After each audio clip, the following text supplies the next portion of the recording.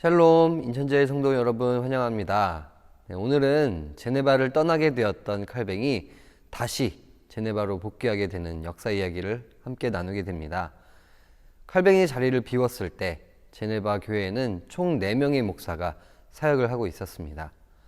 하지만 그들은 시의회의 꼭두각시 역할만 했을 뿐이었고, 제네바에 있던 악한 자들은 마음대로 도시를 장악하고 운영했습니다. 분명히 움직였어야 했던 목사들은 아무런 일을 하지 않고 묵인하고 있었습니다. 본래 어려운 시기에는 더 어려운 일들이 겹쳐 일어나기 마련이죠. 사돌레토라는 주교이자 추기경이 있었습니다. 그는 제네바 시의회의 종교개혁을 포기하고 다시 로마 천주교회로 도시의 방향을 바꾸라고 서한을 보냅니다. 이 시기가 딱 칼뱅이 제네바를 떠난 지 1년이 되던 시기였습니다. 제네바 사람들은 그 서한에 어떻게 답변을 해야 할지 막막했습니다. 그래서 고민 끝에 편지를 그대로 베껴서 스트라스부르에 머물고 있는 칼뱅에게 보내게 됩니다. 칼뱅이 이 일을 해결해 줄 것이라고 믿었죠. 칼뱅은 그 편지를 받고 화가 났습니다. 그는 편지로 진심을 다해 반박하며 이야기를 써내려갔고, 그 편지는 사돌레토에게 전해졌습니다. 사돌레토는 칼뱅의 성경적 반론에 맞서 대답하지 못했습니다. 제네바에서 추방된 칼뱅이었으나 이처럼 그의 편지에서조차 그 사랑이 남아있음을 볼 수 있었습니다. 이 사건을 시작으로 제네바에서는 다시 변화의 움직임이 보이게 됩니다.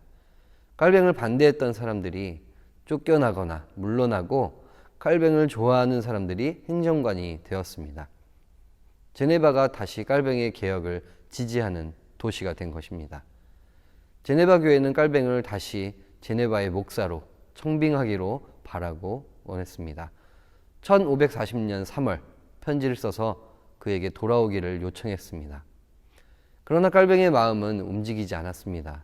이전에 쫓겨났던 상처가 아직 남아있었기 때문이었던 것 같습니다. 제네바는 1540년 10월 공식적으로 칼뱅을 제네바의 목사로 다시 초청합니다. 주변 베른과 취리히 의회에도 칼뱅을 설득해달라고 요청하는 열심을 보이게 됩니다. 제네바로 가는 것에 반대하는 사람들도 있었습니다. 바로 칼뱅이 머무는 스트라스부르 시의회였습니다.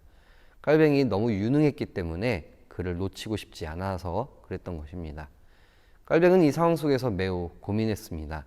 소명과 책임과 생활과 환경 등 많은 것들이 그에게 얽혀 있었기 때문입니다. 칼뱅이 만약 생활과 환경을 더 소중히 여겼다면 스트라스부르에 있었겠지만, 그는 마지막에 이렇게 고백합니다. 저는 하나님께 바쳐진 희생제물처럼 나의 심장을 하나님께 드립니다. 주님, 나는 나의 심장을 당신께 즉시 그리고 순결하게 바칩니다.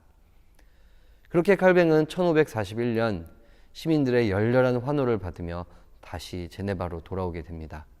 그리고 이렇게 다시 돌아온 칼뱅, 제네바의 종교개혁은 교회사와 세계사를 뒤바꾸는 힘을 발휘하게 됩니다.